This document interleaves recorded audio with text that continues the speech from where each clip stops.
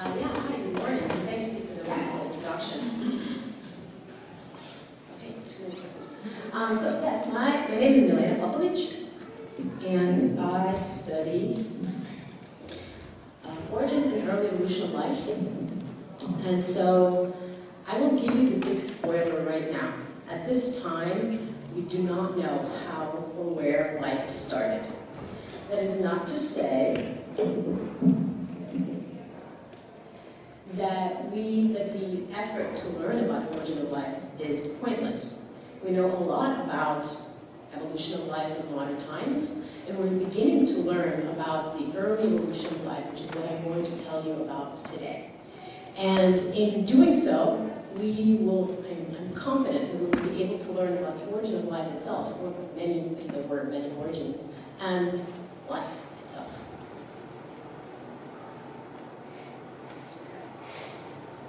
So humans have been gazing at the stars from the beginning of time.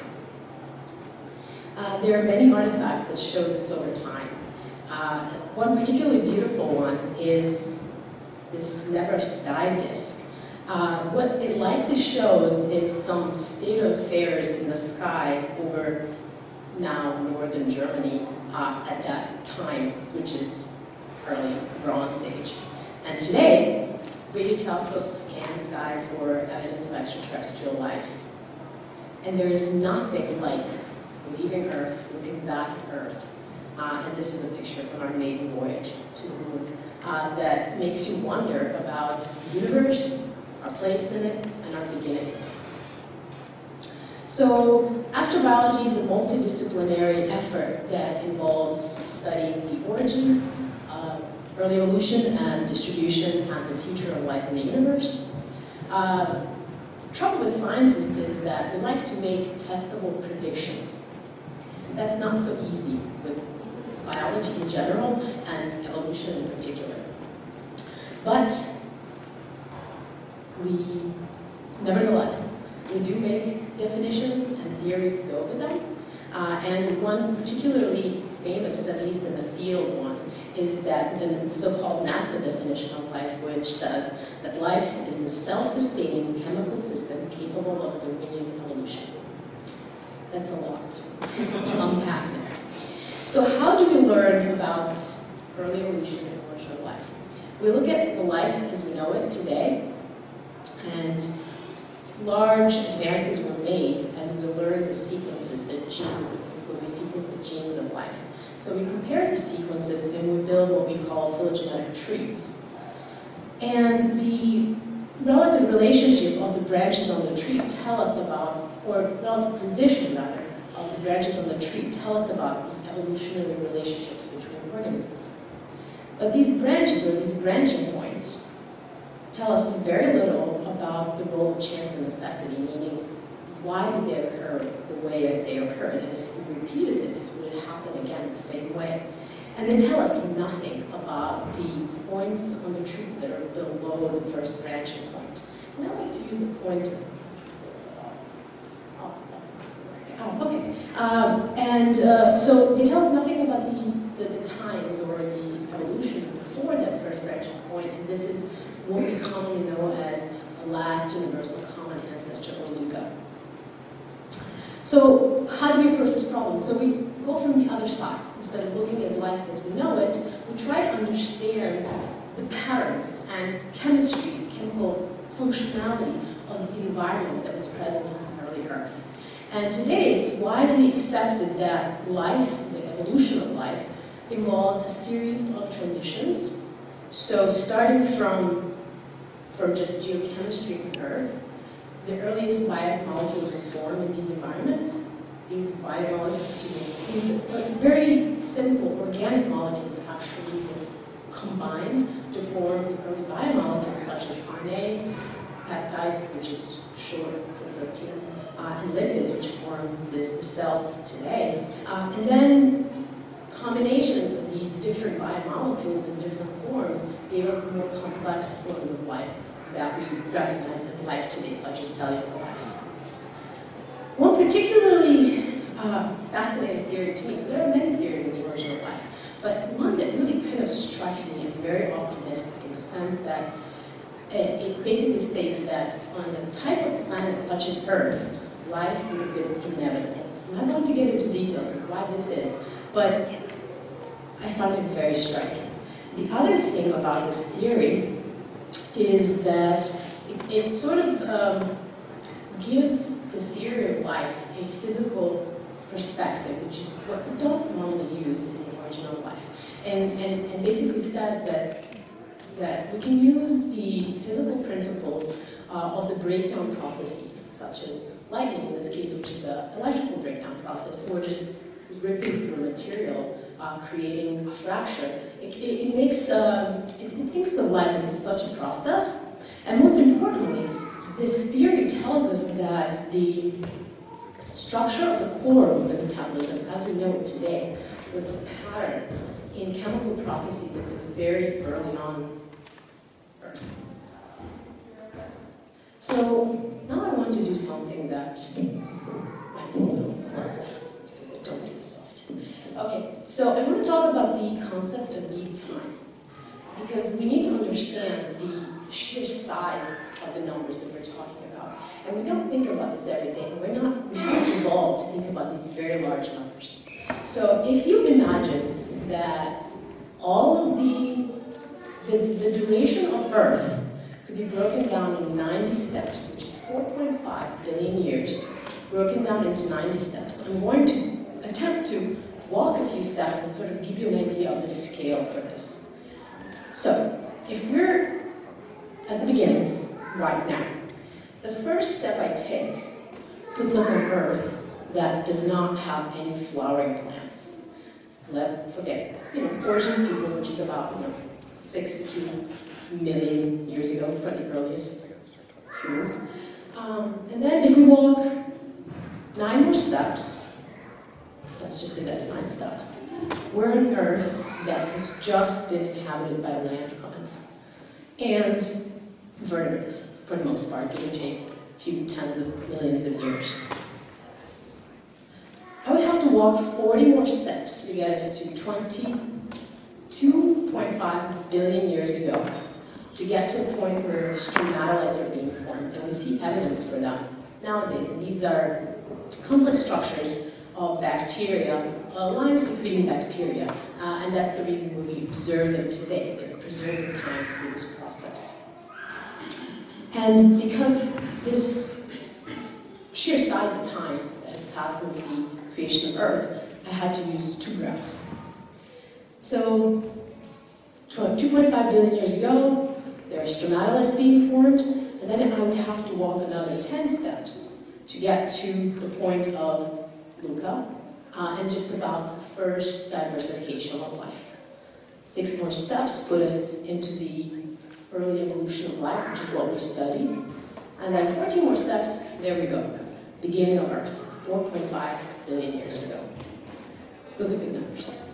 Hopefully, I was able to show that, although I didn't walk the 90 steps. Okay. So, I mentioned the definitions, and I want to reiterate the point of the last definition, that we look at systems that are capable of Darwinian evolution. And we do this by using a very special molecule called RNA. So, what is so special about RNA?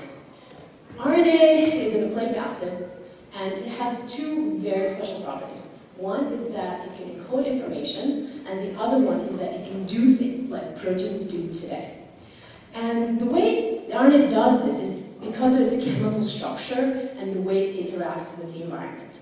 So the bases of the RNA, given its coding potential, because they pair in very specific ways, so G pairs to a C, and A pairs to a U.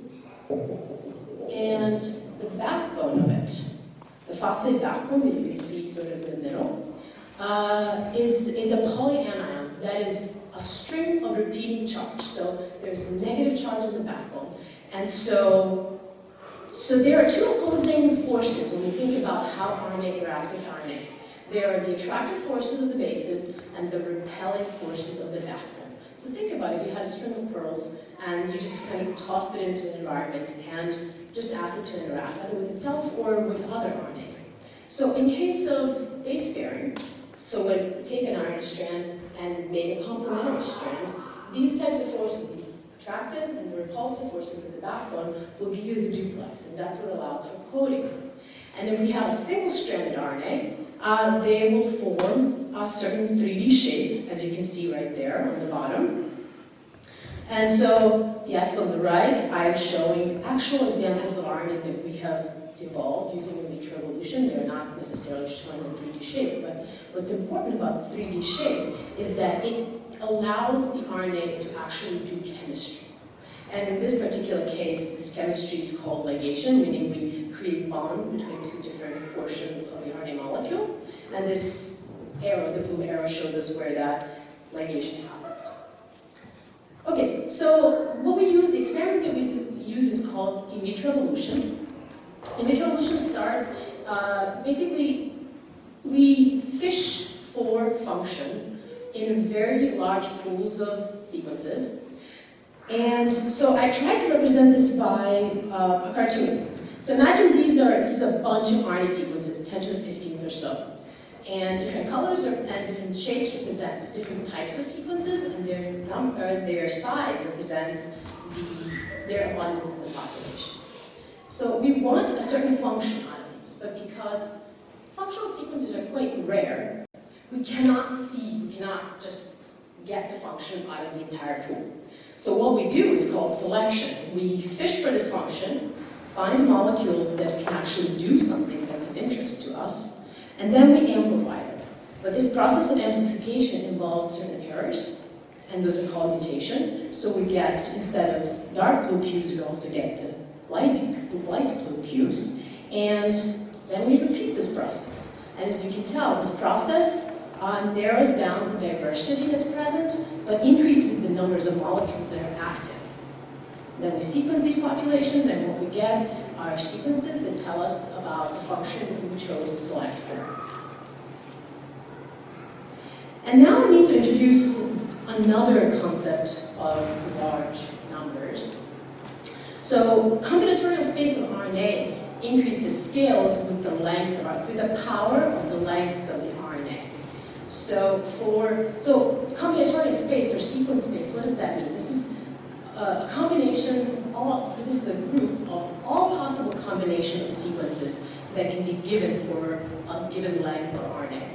So for very short RNAs, such as 1 to 20 nucleotides, which are also prebiotically formed, we can actually make libraries of those sequences. But for anything that's longer, like 80 nucleotides, it would require a prohibitively large number of molecules, and actually something impractical masses of molecules. So for a library that's 80 nucleotides long, it would require the mass of Earth.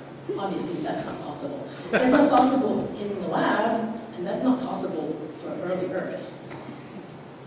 Going forward, 100 nucleotides, mass of a galaxy, and then towards the more biologically plausible molecules that are about a couple hundred nucleotides long, it's obvious that we're not going to fully explore the sequence space.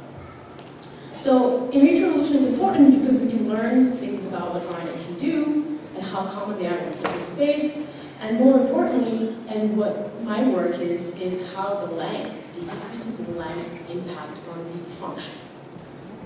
So without getting into too many details, this is the summary of my findings, our findings. So we basically said that longer molecules do things better. It may seem obvious that this is the case, but this hasn't been shown experimentally before for RNA. And to give you a bit about context, so biological RNAs, the evolution of biological RNAs involves growth, but we also observe that the cores of the biological molecules are conserved. There are multiple possible reasons for this to be. One of them could be that this is an inherent property in RNA, or one could be that the interaction with the environment is actually what forces the core to be conserved. What our results suggest is that this property is inherent in RNA. So these are some of the results, and what we show is that you don't have to actually pay too much attention precision to most of these. Just the biggest rectangle that shows 100x. What that tells us is that we get a 100-fold increase in activity going from the small stem loop to the large stem loop. And that would suggest that just the insertion of that top stem loop, the part that isn't green, results in a 100-fold increase in activity. So what we show here are evolutionary models. So they're evolutionary intermediates on the path of growth. What has been shown in the lab, not by us but by other groups, is that this mechanism of insertion or recombination is actually inherent in the chemistry of RNA, and that it's probably modulated by the environments. What this tells us is that RNA can easily harness this mechanism of growth to increase function just by being in a certain environment. And this is very specific to RNA and not other nucleic acids. And this is why we think that RNA evolved as the dominant molecule or nucleic acid molecule during the early evolution. So to wrap this up, some of these conclusions, as I said, might be very obvious, but we confirm now experimentally for the very early evolution of RNA that the mechanism through which RNAs can grow is a very general mechanism. So the optimization, so nature finds a solution and just optimizes on it. So nature does not search for other solutions necessarily. Once the solution is found, we use that as a core and we just make that better. This is generally how evolution works. And increasing activity through just sheer search of sequence space to just point mutation is not very efficient. And as I said, the fastest increases are just by adding modules. So nature finds parts and then just tacks them all together, and this is how we increase the activity the most. And the most important part about this is that because this is the primary mechanism of increasing activity, we can actually peer back in time, past the point of Luca, that says that structures don't change, they just get more complicated, and then when we look back in time, we're able to see, based on the comparison of these different structures, the very early structures, because they don't change over time.